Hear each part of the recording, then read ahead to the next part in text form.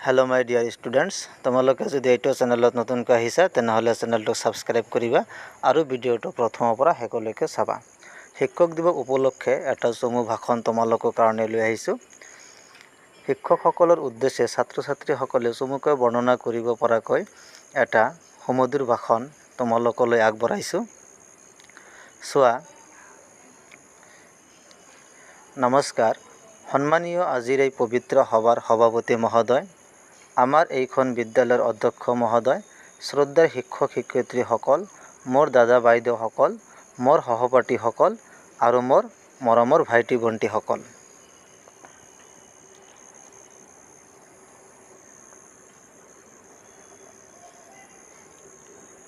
পোনপ্ৰথমে মই मोर शिक्षक शिक्षयित्री और विश्वर प्रतिगराकी शिक्षक शिक्षयित्रीলৈ आन्तरिक अभिनंदन जनाई मोर चमू बक्तव्य आरम्भ কৰিবলৈ লৈছোঁ। আজি 5 सेप्टेम्बर भारतर प्रथम उपराष्ट्रपति और द्वितीय राष्ट्रपति डॉक्टर सर्वपल्ली राधाकृष्णনৰ जन्मदिन। तेखेते 1888 सনৰ 5 सेप्टेम्बर तारिखे माद्राजर थिरुतानी नाমৰ ঠাইত जन्मग्रहण करे।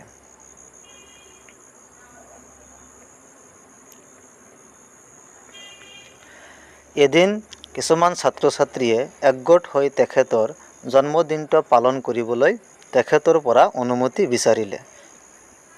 তেখেতে তেওঁৰ জন্মদিনটো শিক্ষক দিৱস হিচাপে পালন কৰিবলৈ ক'লে। তেতিয়াৰ পৰাই 5 सेप्टेम्बर তাৰিখে গোটেই ভাৰতবৰ্ষত শিক্ষক দিৱস হিচাপে পালন কৰি অহা হৈছে। শিক্ষা হৈছে জাতিৰ মেৰুদণ্ড। শিক্ষকৰ দ্বাৰাই এই শিক্ষাদান কাৰ্য সম্পাদন হয়। শিক্ষকসকল হৈছে এডাল মমবাতিৰ নিচিনা। মমবাতি যেনেকৈ নিজে গলি পোহৰ দিয়ে, ঠিক তেনেকৈ শিক্ষকসকলে নিজৰ জীৱন উৎসৰ্গা কৰি আমাক পোহৰ বিলায়।